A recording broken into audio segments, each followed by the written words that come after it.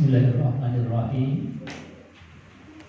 Assalamualaikum warahmatullahi wabarakatuh.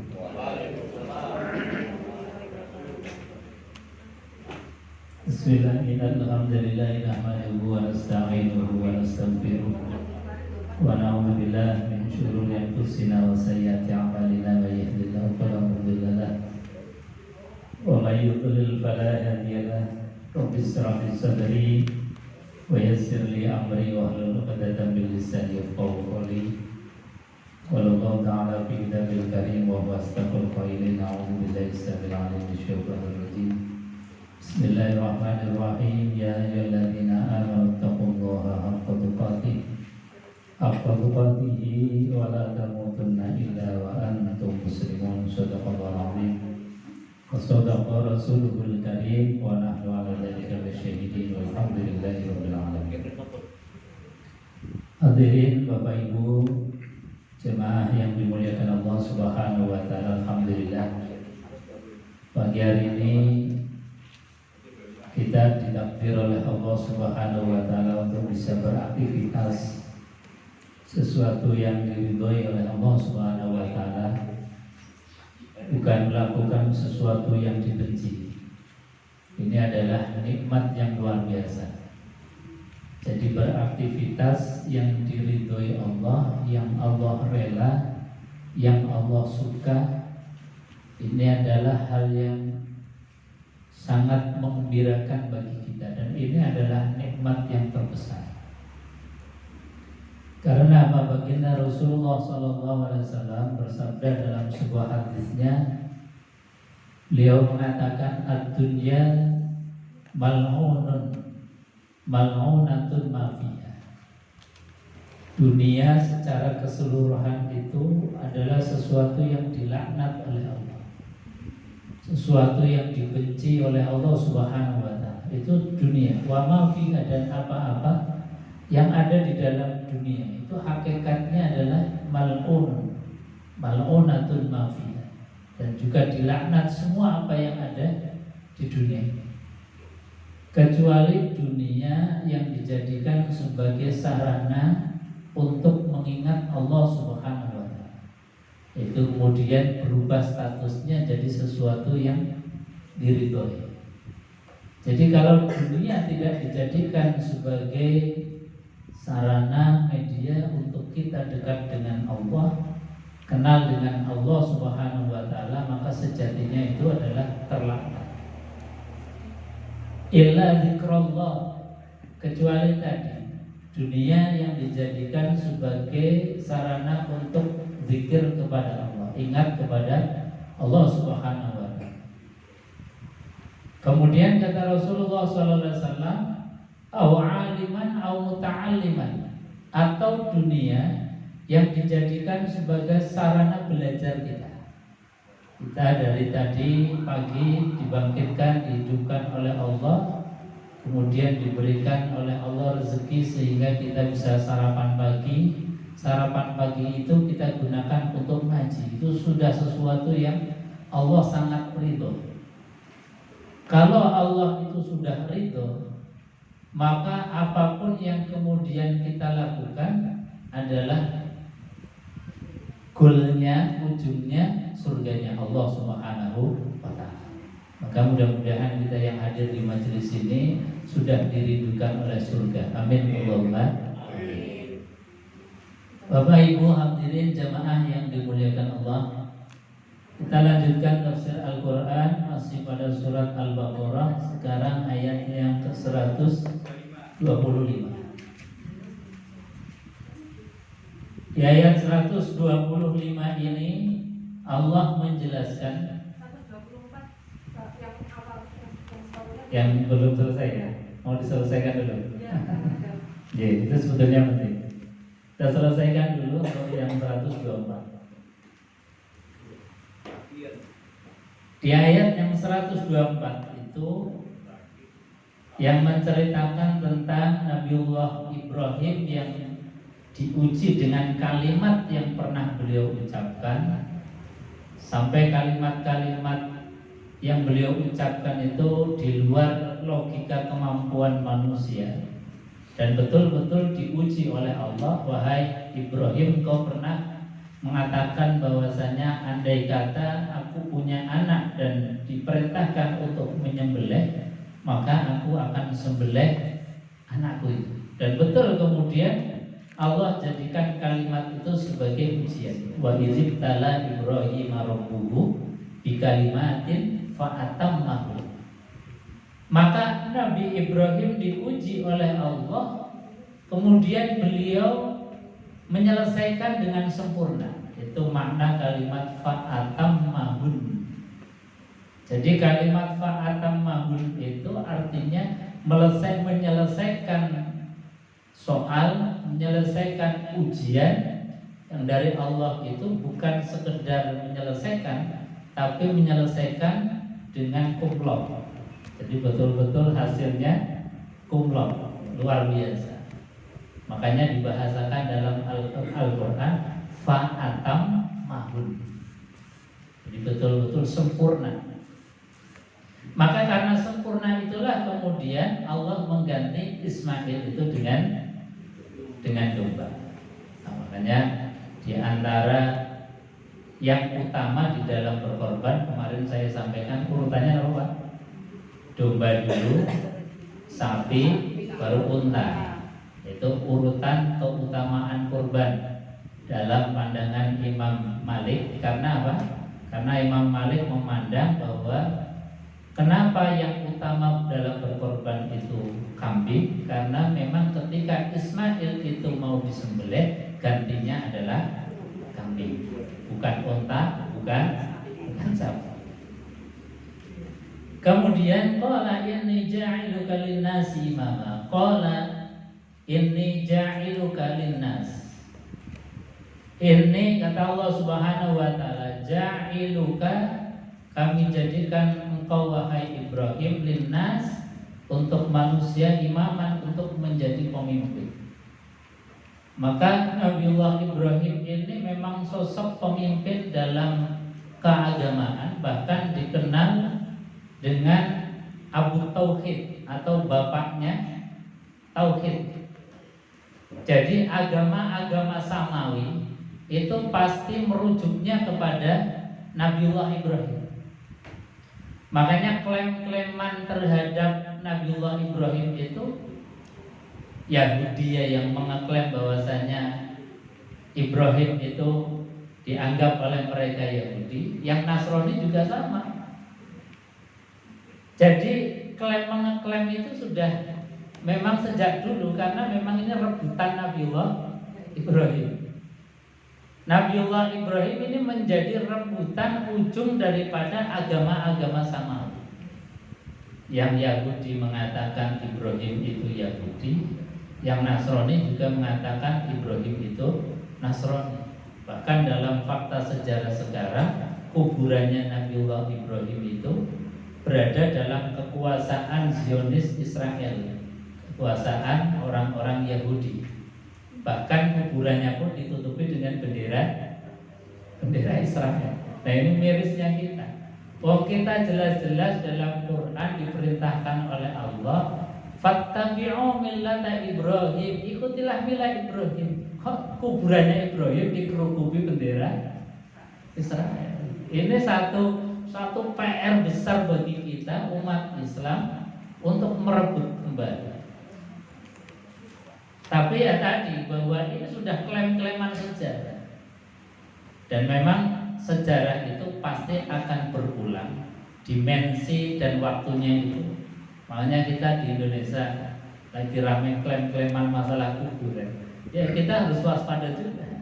Karena apa? Klaim-klaiman itu pasti akan berulang, dimensi dan waktunya yang berbeda.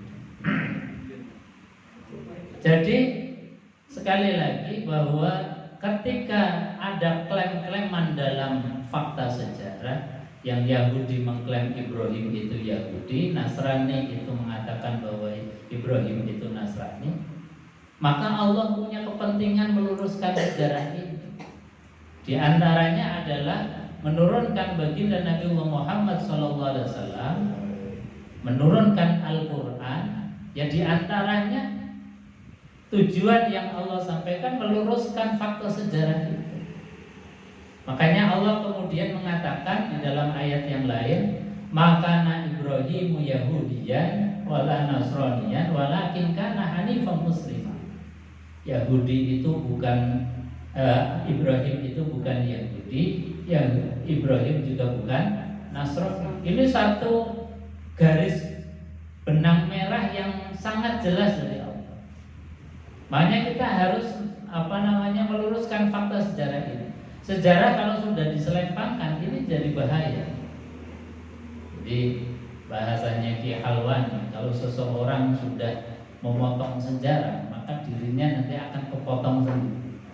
Ini klaim-klaim sejarah memang harus diluruskan, dan di antara tugasnya kita kaum muslimin adalah meluruskan fakta sejarah. Dan meluruskan ini gak gampang. Kita butuh sekian banyak piranti keilmuan kesejarahan, keilmuan macam-macam, termasuk keilmuan yang modern ini dengan adanya tes DNA. Saya kira itu tetap harus berkembang terus dalam rangka menguji sekian banyak klaim, termasuk tadi klaim tentang Nabiullah Ibrahim alaihissalam. Karena mereka mengklaim Nabiullah Ibrahim dalam segi nasab dan darah itu yang memang nyambung, karena Nabiullah Ibrahim itu punya putra namanya Nabi Ishak. Nabi Ishak punya putra namanya Nabi Yakub. Nabi Yakub punya putra namanya Yahuda, yang kemudian menjadi klan Yahudi. Jadi secara mungkin genetika ya bisa nyambung. Secara gen darah mungkin bisa nyambung dengan Nabiullah Ibrahim alaihissalam. Tetapi dalam segi akidah maka tentu ini tidak akan nyambung, karena sudah sangat jelas Nabiullah Ibrahim itu adalah disebutkan walakin kana hanifan musliman, bahwa Ibrahim itu adalah orang yang hanif, lurus di antara maknanya adalah mentauhidkan Allah, kemudian musliman itu artinya muslim, tunduk kepada hukum-hukum Allah Subhanahu wa taala. Wa maka minal musyrikin, dan Nabiullah Ibrahim tidak termasuk orang yang musyrik. Ini sudah sangat jelas. Jadi proporsinya Nabiullah Ibrahim bisa diuji dari satu, Nabiullah Ibrahim itu hanif, hanya bertuhankan Allah Subhanahu wa taala. Kemudian muslim, taat, tunduk kepada konstitusi yang ada di dalam kitab suci. Itu ukurannya itu. Jadi kalau ukurannya itu sebetulnya sejalan dengan apa yang disampaikan oleh Al-Qur'anul Karim, bahwasanya inna akramakum indallahi atqakum. Ukuran kemuliaan di sisi Allah itu adalah dari sisi ketakwaan kepada Allah.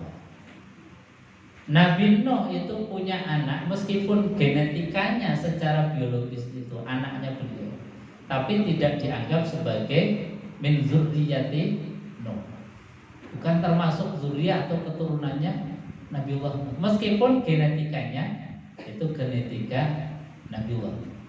Maka di sini kita harus juga hati-hati. Pokoknya kalau orang itu iman, maka wajib kita hormati, karena dalam keimanan dan keislaman ada kemuliaan. Tapi kalau kemudian ada orang mengklaim dari segi nasab, tapi dari perilakunya jauh dari apa yang diajarkan oleh baginda Rasulullah, maka kita harus waspada. Jangan-jangan itu hanya klaim yang saja. Maka Quran sudah sangat jelas bahwasanya di antara ukuran barometernya inna akramakum indallahi atqakum. Jadi Nabiullah Ibrahim itu sudah dinas oleh Allah, inni ja'iluka lin-nasi imama. Qala wa min dzurriyyati. Kemudian Nabiullah Ibrahim juga mendoakan, wa min dzurriyyati, dan juga zuriyahkan. Makanya zuriyah keturunannya Nabiullah Ibrahim alaihissalam itu sukses, semuanya jadi imam, pemimpin zamannya masing-masing. Qala la yanalu ahdi zalimin. ketika Nabiullah Ibrahim berdoa memohon kepada Allah, mengajukan proposal agar semua zuriyahnya itu menjadi imam, tapi Allah kemudian memberikan batasan. Batasannya apa? Qala la yanalu ahdiz zalimin. Tidak akan menjadi seorang pemimpin yang diridhoi oleh Allah, yang mereka itu termasuk golongan orang yang zalim. Maka yang diridhoi oleh Allah sebagai pemimpin umat adalah mereka yang dalam genetikanya yang mengikuti Ibrahim, dalam segi akidah juga mengikuti Nabiullah Ibrahim alaihissalam. Maka tugas kita adalah yang disuruh oleh Allah, fattabi'u millata Ibrahim, adalah tadi menjaga konstitusi Quran, menjaga konstitusi agama-agama samawi ini dengan baik. Yaitu apa? Nabiullah Ibrahim konsisten dalam mengajarkan tauhid kepada Allah Subhanahu wa taala. Ini lanjutan yang kemarin. Kemudian di ayat 125 ini Allah Subhanahu wa taala masih ada munasabahnya dengan kaitan Nabiullah Ibrahim. Ketika Nabiullah Ibrahim itu membangun kembali Ka'bah, sebab Nabiullah Ibrahim itu bukan orang yang membangun pertama kali. Jadi yang membangun pertama kali itu sejak Nabiullah Adam itu satu titik yang namanya Bakkah Mubarakah sudah ditunjuk oleh Allah Subhanahu wa taala. Kalau dalam Quran itu bahasanya wa idz yarfa'u Ibrahimul qawa'id. Jadi Nabiullah Ibrahim itu hanya meninggikan Ka'bah yang sudah runtuh, tinggal qawaidnya. Qawaid itu pondasi. Jadi sudah runtuh, tinggal pondasinya saja. Kemudian yarfa'u Ibrahim. Ibrahim itu hanya meninggikan kembali, merenovasi. Nah, ketika Nabiullah Ibrahim itu merenovasi Ka'bah, ini diingatkan kembali di antara fungsi Baitullah. Termasuk fungsi Baitullah adalah fungsi masjid-masjid yang ada sekarang ini. Jadi ketika kita ini membangun masjid, itu sejatinya harus paham apa yang dimaui Allah. Visi dan misi masjid itu harus melekat. Ketika kita misalnya diamanati menjadi takmir atau pengelola masjid pun harus sama. Visi misinya harus sejalan dengan apa yang disampaikan oleh Allah. Apa itu? Di sini secara sangat gamblang jelas Allah mengatakan wa id ja'alnal baita, dan ingatlah sungguh-sungguh ketika kami menjadikan al-bait, yaitu Baitullah, Ka'bah atau tempat ibadah. Maka di antara tujuannya kata Allah, satu, masa batal linnas, tempat kumpulnya manusia. Bahkan di sini disebut masa batal linnas, bukan masa batal lil mukmin, bukan masa batal lil musyrik, tapi masa batal linnas. Karena memang apa? Dalam tafsir ini disebutkan kesejatiannya manusia, kullu mauludin yuladu alal fitrah. Sejatinya manusia itu diciptakan kan dalam keadaan fitrah, dalam keadaan suci secara akidah, tidak terkontaminasi dengan pemahaman-pemahaman apa. Makanya Ka'bah dicipta itu untuk kumpulnya semua manusia yang lahir dalam keadaan fitrah. Meskipun nanti dalam fikihnya karena ada hadis Nabi SAW dan dalam Quran disebutkan bahwasanya orang-orang musyrik, orang-orang kafir gak boleh masuk situ. Tapi ini sebagai fikihnya. Tapi norma hakikatnya daripada Ka'bah itu tujuannya adalah satu, masa batal lintas. Jadi bukan tempat untuk ibadah yang disebut pertama kali. Jadi yang disebut sebagai tempat kumpulnya kita manusia. Artinya apa?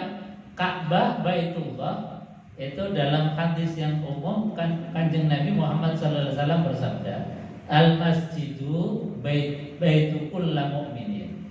Masjid itu sejatinya adalah rumahnya kita. Artinya rumah kita ya tempat kumpulnya kita. Mudorosonya kita itu ya di masjid, berkeluh kesahnya kita itu ya di masjid dengan Allah.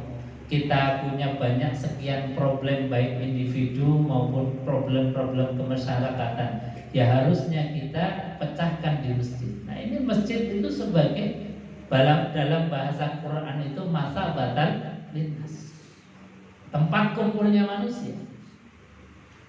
Maka kita bisa lihat dalam fakta sejarah Baitullah itu tidak pernah sepi dari manusia, kecuali kemarin pas pandemi. Memang kemudian ada peraturan larangan membatasi untuk datang ke Masjidil Haram. Tapi sejatinya dalam kondisi normal, kondisi yang tidak ada problem, orang itu pasti rindu kepada Baitullah. Itu sudah fitrahnya orang yang beriman, itu ada kerinduan terhadap itu. Makanya menjadi masa batal linnas. Artinya apa? Dalam ayat ini kita juga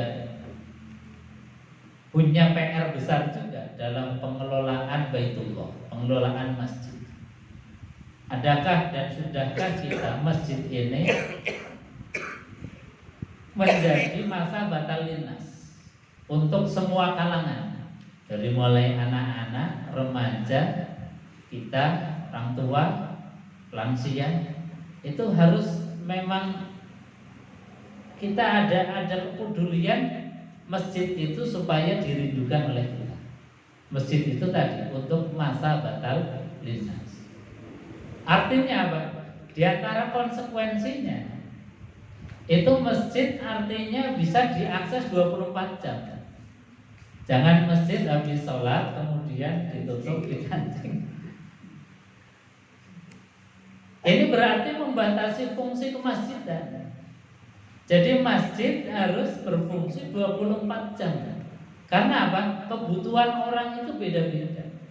Ada orang yang mungkin butuhnya malam hari, ketika mau mudari problem hidupnya itu dengan Allah Subhanahu wa taala, mau datang ke masjid, masjidnya digembok. Ini kan problem. Tapi memang ini ya di antara problem dari idealisme Quran, idealisme daripada visi misi, ada juga problem tentang manajemen, ada juga problem tentang kondisi lingkungan. Ini juga memang fakta-fakta ini harus kemudian dimatchkan. Ada misalnya kita tahu sudah bahwa masjid harus punya fungsi 24 jam. Kadang secara manajemen ini yang nggak terimanya kadang-kadang satpam. Satpam dengan istirahat jadi istirahat. Ini jadi problem manajemen. Ada problem-problem kemasyarakatan misalnya. Ketika masyarakat ini tidak mengakses masjid, malah yang mengakses masjid ini orang yang jahat, apakah mau mencuri dan lain sebagainya. Ini kan jadi kemudian akhirnya menjadi problem manajemen, akhirnya dibatasi. Kalau jam sekian sudah sepi jamaah, akhirnya masjid dikunci. Dikuncinya masjid gara-gara apa? Ya gara-gara kita ini jarang ke masjid. Mungkin aksesnya hanya cuma datang setiap sholat 5 waktu. Tapi di lain itu seringkali kita tidak mengunjungi itu. Sehingga apa? Problem manajemen akhirnya memutuskan bahwa jam sekian kadang sepi, makanya harus ditutup. Nah ini sekali lagi ada problem-problem tentang masalah daripada idealisme yang memang harus kita terapkan. Ada memang problem manajemen, ada juga problem tentang kemasyarakatan yang mungkin saat itu lingkungan dalam keadaan gak aman dan sebagainya. Nah ini akhirnya apa? Kemudian menjadi dialektika. Akhirnya untuk menjaga ya sudah dikunci dalam hal-hal jam-jam tertentu. Tapi sebetulnya kalau kemudian masyarakat umat mau mengakses, asal tidak sampai kemudian terhalang, itu insya Allah sudah aman. Tapi ketika ada akses jamaah, misalnya kok mau mengakses tidak bisa, tidak ada jalur untuk melaksanakan, apakah misalnya ditulis hubungi satpam, hubungi yang bertanggung jawab. Kalau sudah ada itu, saya kira kita ada solusinya. Jadi yang pertama adalah masa batal linas. Nah, masa batal linas ini juga harus dibangun terus dimensi dan ilmu pikirannya kita. Membangunnya apa? Tadi mindset kita, bahwasanya sebagaimana Nabi mengatakan, al masjidu baitul mu'min. Masjid itu adalah rumah kita yang sejati. Masa rumah kita itu kemudian tidak pernah ditiliki, kosong terus, diliki kalau misalnya pas Jumatan, ya alhamdulillah, diliki pas Idul Adha, Idul paling tidak yang 5 waktu itu kita hadir. Ustaz, kan perempuan ini bagusnya di rumah. Kata siapa?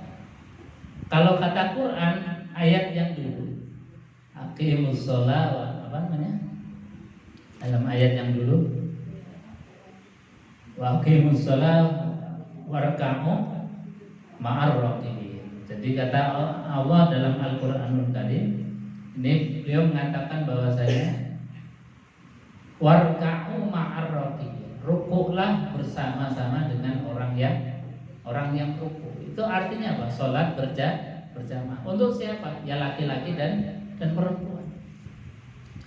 Ada hadis yang kemudian menjelaskan utamanya perempuan itu di rumah, itu dalam hal kondisional, situasional. Ini dipahami oleh para ulama hadis. Dalam kondisi situasional, kondisional tertentu, maka utamanya itu di rumah. Ketika perempuan itu misalnya terganggu harkat martabatnya, ketika perempuan kalau keluar kemudian ada khawatir fitnahnya, maka baru utama itu di rumah. Ketika ada hadis ini, sahabat Umar itu melaporkan istrinya, karena istrinya dalam bahasa kita itu dinasihati nggak mempan. Lalu diajukan kepada Rasulullah SAW. Rasulullah, istriku kok masih ngotot saja mau jamaah di masjid. Apa kata Kanjeng Nabi? Dah biarkan Umar, karena nggak ada yang berani dengan istrimu, nggak ada yang berani dengan istrinya Umar. Umar itu galaknya luar biasa, preman, tapi Umar masih kalah dengan sunahnya begitu. Jadi sehebat-hebatnya Umar itu masih kalah dengan istrinya.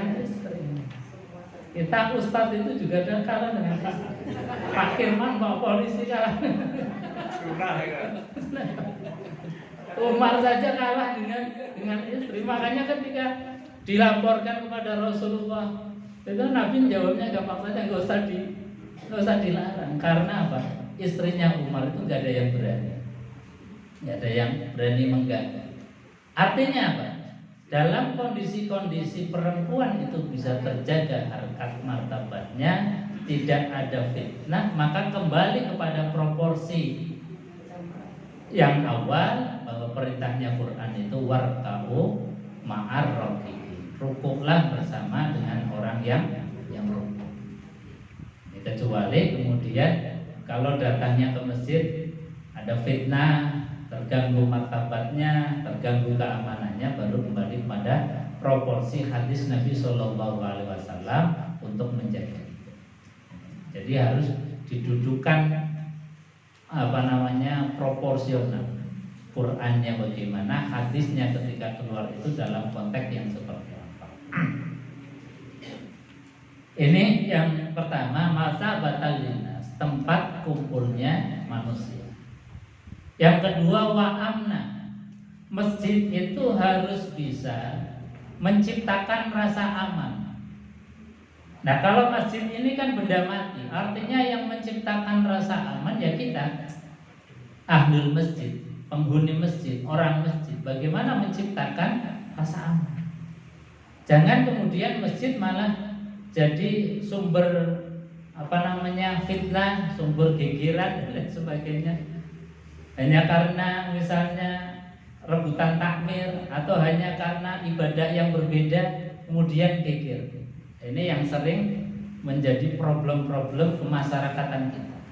Ada sedikit kaifiah yang berbeda tentang cara sholatnya jadi gegeran. Kemudian mufaroqah, bikin masjid tandingan dan sebagainya. Nggak suka dengan takmirnya kemudian bikin ontran-ontran, bikin tandingan dan sebagainya. Nah, ini satu problem-problem kemasyarakatan kita yang harus kembali bahwa masjid itu dicipta oleh Allah menjadi institusi keamanan.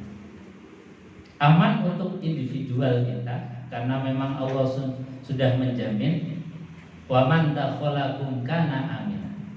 Barang siapa yang masuk ke dalam masjid Baitullah maka dijamin aman oleh Allah Subhanahu wa taala. Nah, dalam ini para ulama menafsirkan bahwa aman dari panasnya api neraka. Tapi sejatinya zahirul ayat itu sejatinya yang menciptakan aman untuk semuanya, aman dari berbagai problem hidup kita. Dari segi ekonomi kita harus aman. Dari segi sosial kita harus menciptakan rasa aman untuk semuanya, bukan hanya untuk kaum muslimin. Dari segi politik, ekonomi, budaya, harus bagaimana masjid itu punya gagasan-gagasan yang mengamankan. Misalnya dari segi ekonomi, kita sedang lagi viral-viralnya di media sosial. Itu judi online yang sudah merajalela luar biasa. Bukan hanya merongrong orang yang punya duit, yang nggak punya duit pun dipaksa kemudian bagaimana punya uang untuk berjudi. Sampai yang terakhir itu yang di Semarang itu sampai gantung diri. Ini kan problem sosial. Maka masjid seyogianya punya andil peran dalam polisi-polisi semacam ini. Masjid harus punya kebijakan bagaimana menjadikan problem sosial ini minimal ya diminimalisir. Jangan kemudian sampai sekarang sampai luar biasa. Ya, mendapatkan postingan itu dari menteri siapa yang berbicara. Itu hampir menyeluruh di Indonesia. Yang terbanyak itu Jawa Barat, DKI, Jawa Tengah. Yang Jawa Barat terakhir ini yang disampaikan oleh Pak Menteri itu sekitar 3 triliun sekian putaran judi online-nya. DKI yang mendekati itu. Ini kan luar biasa.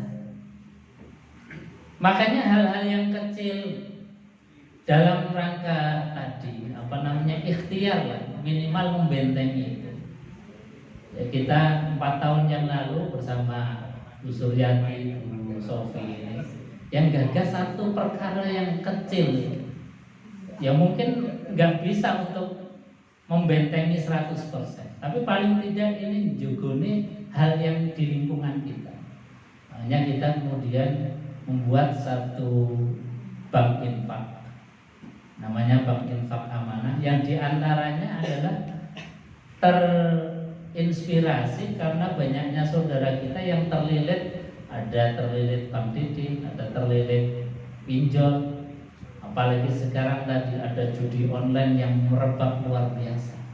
Ini bagaimana menghentikannya? Peran pemerintah harus juga andil besar.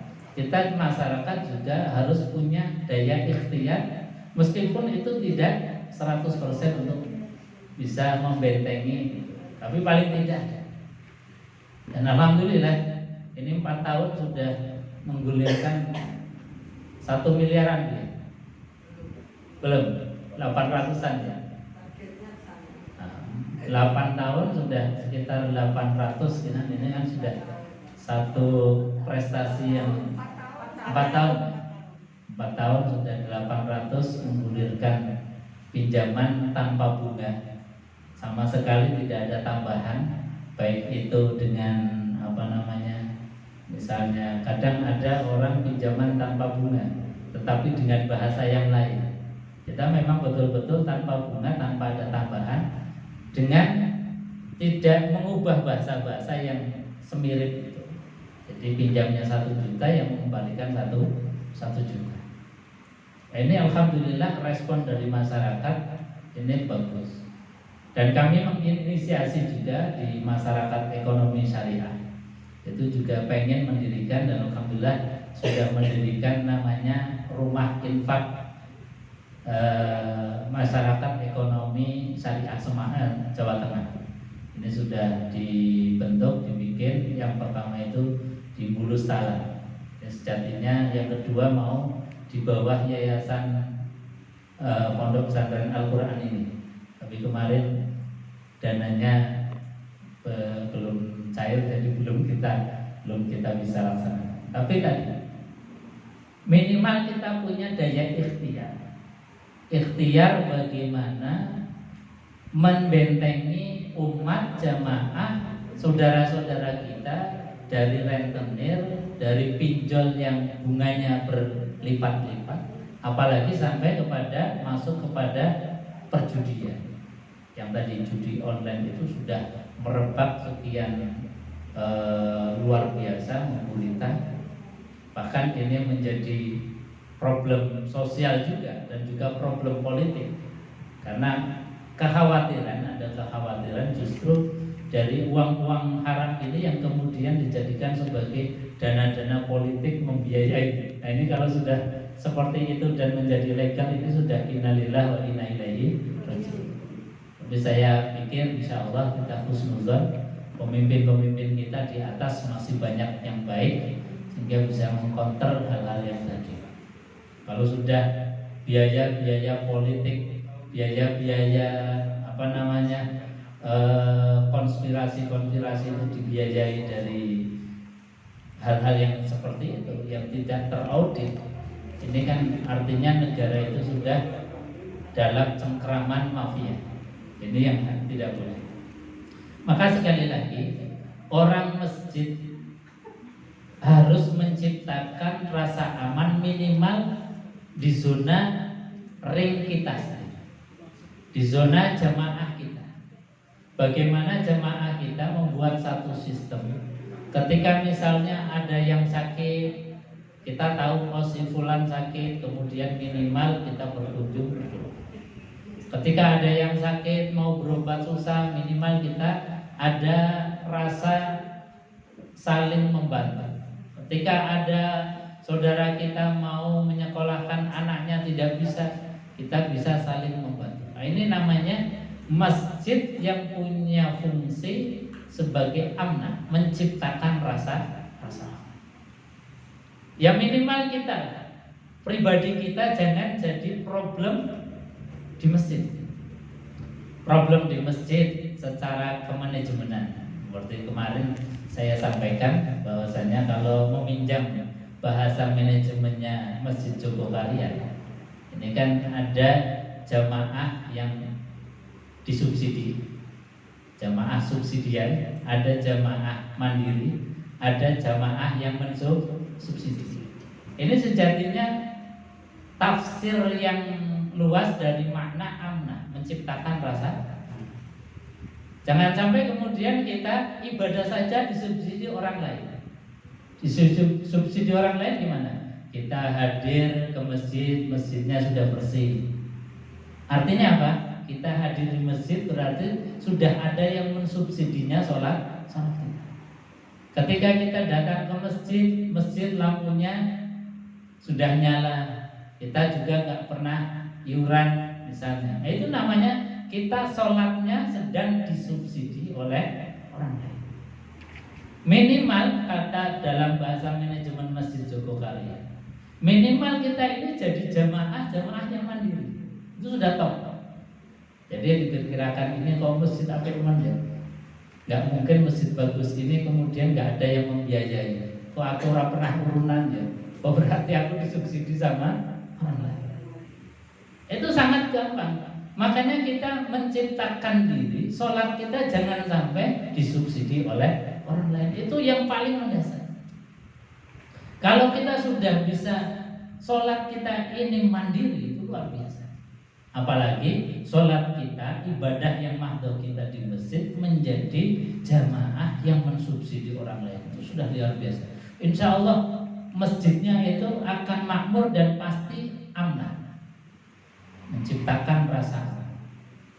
Nah, ini satu sistem bangunan dan bahasa yang lugas dari Masjid Jogokaryan ketika kita tadi ke masjid. Dalam bahasanya, jadikan kita ke masjid itu bukan bagian dari problem. Kadang sudah nggak ikut kurun, tapi merusui, kadang bikin gegeran, ini sebagainya. Ini jadi pastikan diri kita jangan menjadi problem, tapi syukur-syukur bisa menjadi problem solving, penyelesai masalah. Oh, masjid kok misalnya masih ada yang kotor, nah, kita nggak usah mikir ngongkon atau memerintahkan yang lain. Ada sampah, kita ambil sampah, itu bagian dari problem solving, bagian dari kita mensubsidi dari ibadahnya orang. Nah, ini satu contoh kecil saja. Jadi sekali lagi bahwa masjid dibangun punya visi dan misi yang sangat jelas oleh Allah, wa amna, menciptakan rasa aman. Fattakhidhu min maqami Ibrahim musalla. Kemudian ada fungsi, ambillah olehmu sekalian di maqam Ibrahim itu tempat sholat. Nah, ini baru kemudian sudah mulai ibadah mahdoh. Ini hanya ada di Baitullah. Di dekat Ka'bah itu ada situs namanya Maqam Ibrahim. Maqam Ibrahim itu bukan kuburan, tetapi jejak kakinya Nabiullah Ibrahim, situs yang kemudian bisa kita tahu Nabi Ibrahim itu pernah ke Mekah. Nabi Ibrahim itu keluarganya ada di Mekah. Ini salah satu situs yang sangat-sangat bersejarah. Karena apa? Dari situs maqami Ibrahim, ada maqam Ibrahim, kemudian ada bangunan Ka'bah yang dibangun lagi oleh Nabiullah Ibrahim dan Ismail. Itu kemudian memverifikasi tentang keabsahan Nabi Muhammad SAW. Sebab di awal-awal kenabian baginda Nabi Muhammad itu disoal, dimasalahkan oleh orang-orang Yahudi, orang-orang Nasrani. Itu ada orang Arab ngaku nabi, keturunan siapa? Karena apa? Nabi itu biasanya ba'duhum zurriyata ba'duhum min ba'd. Jadi nabi itu biasanya keturunan dari nabi-nabi sebelumnya. Ini kok ada orang Arab ngaku sebagai nabi, ini keturunannya siapa?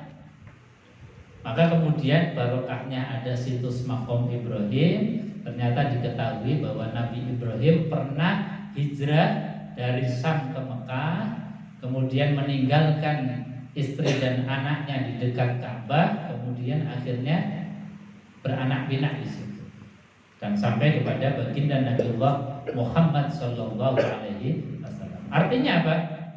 Ketika Nabi Muhammad diangkat menjadi Nabi dan Rasul dan dipertanyakan oleh orang-orang Yahudi dan Nasrani, dengan situs ini kemudian terverifikasi bahwa Nabi itu masih termasuk zurriyata Ibrahim, keturunan dari Nabiullah Ibrahim alaihissalam. Maka di situ perintahnya Allah, fattakhidhu min maqami Ibrahim musalla, di maqam Ibrahim maka sholatlah. Wa ahidna ila Ibrahim wa Ismail an tahira baitya lit-taifin wal akifin war ruk'is sujud. Fungsi masjid selanjutnya adalah fungsi at-taifin, lit-taifin. Apa lit-taifin? Untuk tawaf. Dan ini juga hanya ada di Baitullah. Di masjid-masjid kita nggak bisa kemudian kita bangun masjid, kita tawafi sendiri muter-muter, nggak bisa. Alasannya nggak bisa ke Mekah karena biayanya mahal. Nggak bisa ke Mekah karena kalau haji antriannya panjang, kemudian bikin masjid sendiri, ditawafi sendiri, nggak bisa. Jadi fungsi tawaf itu hanya ada di Masjidil Haram.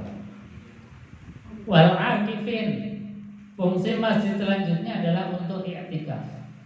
Diam diri, uzlah, menyendiri dari hiruk pikuk dunia. Kemudian berduaan dengan Allah Subhanahu wa taala, bercengkrama, berdialog, mengadukan nasib kita, menyelesaikan problem-problem hidup kita itu di masjid. Dialog dengan Allah. Kadang orang merasa nyaman kalau di rumah nggak ada yang ganggu, tapi sejatinya yang paling afdol utama, meskipun di masjid itu banyak orang, itu yang afdol itu di masjid.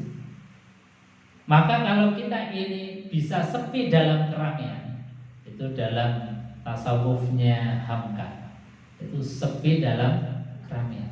Uzlah, menyendiri dalam kerumunan orang, itu kan luar biasa. Dan salah satu dari etape kehidupan kita yang disebut di dalam kitab Hikam, itu seyogianya dan sebaiknya kita ini beruzlah, menyendiri. Kenapa? Karena dengan beruzlah, kata beliau Imam Athaillah, pikiran kita ini jadi hidup. Gak mungkin kita akan mengendapkan pikiran kalau kita ini dalam keramaian. Makanya Kanjeng Nabi ketika mau diangkat menjadi nabi, itu beliau uzlah berhari-hari, tahanus di Gua Hira. Karena apa? Bisa mengendapkan pikiran. Nah, kita yang hidup di era modern, kalau tahanus, menyendiri atau uzlah, keluar dari kerumunan orang banyak, kan rasa-rasanya agak susah. Karena kita berkecimpung dengan dunia kita, kerjaan kita. Maka Hamka di dalam tulisannya ada satu teori yang luar biasa bagus untuk kita orang-orang modern yang tiap harinya bekerja kumpul dengan banyak orang. Maka kata beliau, kita bisa uzlah dalam keramaian. Artinya apa? Kita bisa menyendiri dalam kerumunan banyak orang. Kita bisa merasa sendiri meskipun di kanan kiri kita itu banyak orang. Nah, itu yang spektakuler, luar biasa. Sebab apa? Kalau hanya tahanus uzlah, menyendiri, itu kan ya gampang saja. Tapi juga kadang tidak semua orang bisa. Apalagi di zaman kita. Kita sih katanya menyendiri di dalam kamar sendirian, gak ada siapa-siapa. Ternyata HP kita di tangan kita, dunia ada di genggaman kita. Ya itu namanya bukan tahanus. Jadi meskipun kita uzlah, gak ada orang sama sekali, naik gunung atau ke dalam gua, tapi HP ada di tangan kita. Artinya kita sedang bersama sekian ribu banyak orang. Gak bisa uzlah. Makanya teori uzlahnya Hamka itu teori yang luar biasa. Kita mungkin bersama dengan banyak orang, tapi hati kita kosongkan. Hati kita kosongkan dari hiruk pikuk dunia. Itu sudah luar biasa. Dan itu tasawufnya kita. Ya barangkali pakai tasawuf teorinya Hamka ini. Karena kita ya kerja, kita ini berkerumun dengan banyak orang. Andai kata kita uzlah pun kayaknya nggak bisa karena HP selalu di tangan. Makanya uzlahnya kita sudah kumpul-kumpul bareng ini, tapi kosongkan hati. Itu sebetulnya sejatinya uzlah. Dan uzlah itu dalam teori pendidikan luar biasa. Kita ngaji ini, kalau hati ini belum uzlah, hati ini belum terkosongkan, ini dikasih pemahaman apapun gak akan masuk. Makanya dalam teori pendidikan modern itu kalau kita ini mau belajar atau mau ngaji atau apapun, itu kosongkan hati dulu. Jadi gambarannya seperti kita ini membawa gelas, kemudian gelas andai kata ditetesi satu tetes saja pasti akan masuk ke dalam gelas karena gelasnya kosong. Tapi kalau kita membawa gelas tapi dengan gelas yang penuh, ditetesi air 1 teko pun itu air akan tumpah, nggak ada efeknya sama sekali. Maka dalam teori pendidikan itu sebelum kita belajar itu kosongkan hati dulu dan juga kosongkan rongga perut kita. Makanya yang bagus itu ngaji seperti ini, nggak ada snack, nggak ada minum. Itu ngaji yang luar biasa. Dan ini sebetulnya ngaji yang paling bagus itu. Iya, karena ngaji itu kan ya ibadah. Masa ibadah sholat nyemil kan. Dan ini yang paling bagus itu ngaji ya paling penting. Dulu tak sampaikan karena sudah kadung jajannya sudah meningkat. Makanya kalau pengajian misalnya di kampung-kampung sambil ngaji, ustadznya ceramah sambil ngemil, itu yang masuk bukan ilmunya, tapi ngemilnya. Makanya kalaupun misalnya di masyarakat itu sudah kadung begitu, ya sedikit demi sedikit kita kasih pemahaman, jangan frontal. Kalau belum bisa, ya minimal kita sendiri ada snack, ada minum, ya sudah biarkan dulu. Kita fokus kepada ngajinya. Nah itu teori yang disampaikan oleh Al-Imam Athaillah As-Sakandari. Itu sekarang menjadi teori pendidikan yang luar biasa. Makanya di sekolah gak ada orang sekolah kemudian gurunya nerangkan anak muridnya itu sambil ngemil, gak ada. Ini karena apa? Karena dua-duanya masuk itu gak akan bisa diterima semua. Makanya salah satu dulu. Nah di antara teorinya adalah kosongkan dulu hati. Jangan ketika kita ini belajar ngaji dengan hati yang penuh, maka sebanyak apapun ilmu yang digelontorkan diberikan, maka hanya tumpah belaka, tidak ada yang tersisa sama sekali. Tapi kalau kita hadir dengan hati yang kosong, meskipun itu 1 kalimat, 2 kalimat, itu akan meresap. Dalam bahasa psikologinya itu ilmu yang kita terima dalam keadaan gelas yang kosong, hati yang kosong, itu langsung masuk dalam long term memory. Jadi memori yang terdalam. Karena apa? Karena memang masuknya menghujat. Karena kita betul-betul mewadahi. Tidak kemudian berangkat dengan hati yang penuh, paling gak boyo ini. Nah, kalau sudah bisa bilangnya gitu, artinya apa? Itu hati kita sedang penuh, maka dikosongkan. Nah, ini teori-teori Quran dan apa yang disampaikan oleh para ulama luar biasa. Ini al-akifin. Jadi i'tikaf dalam rangka tadi mengosongkan hati, kita singkirkan dulu dunia, kemudian kita hanya bercengkrama dengan Allah. Misalnya sambil nunggu azan, sambil menunggu iqamah, kita i'tikaf berdua dengan Allah. Orang kanan kiri mau ramai baca Quran, mau zikir, kalau kita sedang asik dengan Allah nggak terganggu. Kita terganggu karena ada halun nafsi, kepentingan diri kita, merasa kita penting, kemudian orang lain harus menghargai kita. Nah, ini yang harus dijauhi. Ini juga problem-problem kita. Kadang kita ini merasa siapa, kemudian ada orang lain yang mungkin suaranya agak keras, kemudian kita merasa terganggu. Padahal apapun hiruk pikuknya dunia, apakah anak gaduh rame macam-macam, kalau hati kita ini sekali lagi hati yang kosong, hanya mau taqarrub ila Allah, nggak akan terganggu oleh apa-apa. Jadi problemnya sebetulnya bukan kondisi lingkungan di sekitar kita, tetapi ada problem yang ada di dalam hati kita, yang itu harus diobati. Nah, yang terakhir yang Allah sampaikan visi misi dari Baitullah, masjid itu baru warruka'is sujud. Fungsi yang disebutkan terakhir oleh Allah untuk rukuk dan sujud. Nah, ini sering kebalik kita. Mindset kita ketika membangun masjid itu mendahulukan warruka'is sujud dan meninggalkan atau menomorsekiankan itu fungsi-fungsi yang disebutkan oleh Allah di awal. Nah, ini yang sekali lagi menjadi problem mendasar kita. Sering saya sampaikan di Dewan Masjid itu problem kita yang paling mendasar itu mindset kemasjidan ini masih salah. menempatkan rukuk dan sujud di awal, sementara yang disebutkan di awal oleh Allah justru ditempatkan di akhir. Bahkan ini menjadi sisa-sisa.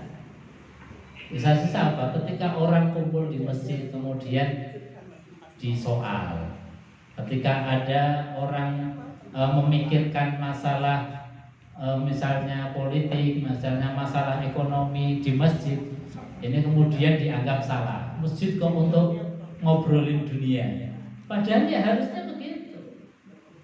Dan ini dalam kesejarahan baginda Nabi besar Muhammad SAW, apapun itu kegiatannya basisnya adalah masjid. Bahkan dari segi seni budaya, ketika Fatimah itu mainan rebana zaman Rasulullah itu juga dibiarkan. Artinya apa? Masjid itu sebetulnya adalah satu institusi besar yang memang dibangun oleh Allah Subhanahu wa taala untuk mewadahi sekian problem-problem, dan problem itu dipecahkan di masjid. Termasuk kebutuhan mendasar kita di dalam beribadah untuk rukuk dan sujud jadi di masjid. Makanya sekali lagi ini mindset kita terhadap masjid harus kita rubah, bahwasanya masjid tujuan utama satu, masa batal nas wa amna wattakhidhu min maqam Ibrahim musalla wa ahidna ila Ibrahim wa Ismail an tahira baiti lit-taifin baru wal akifin war ruk'ais sujud. Saya kira itu untuk kajian. Untuk sholat itu secara privasi. Jadi sholat yang di maqam Ibrahim itu kan individual, sendiri ya. Habis tawaf sholat sendiri, habis tawaf sholat sendiri. Kalau warruka'is sujud itu maknanya masjid yang dijadikan sebagai sholat untuk jamaah. Jadi fungsi masjid itu ya fungsi individual dalam rangka sholatnya sholat sunnah, juga untuk sholat yang komunal berjamaah. Makanya bahasanya Quran itu warruka'is sujud. Ada wattakhidhu min maqam Ibrahim musalla, ada fungsi warruka'is sujud. Jadi ada yang individual, ada yang berjamaah. Nah, kita kadang kebalik, fungsi masjid pokoknya untuk jamaah dulu, setelah itu dikunci masjidnya. Ini problem. Jadi problem kemasjidan harus dikembalikan proporsional sebagaimana yang Allah tuntunkan dalam bentuk juklak dan juknis yang sangat jelas dari Allah yang disebutkan di dalam Al-Quran. Saya kira itu. Mungkin ada yang mau ditambahkan atau ditanyakan.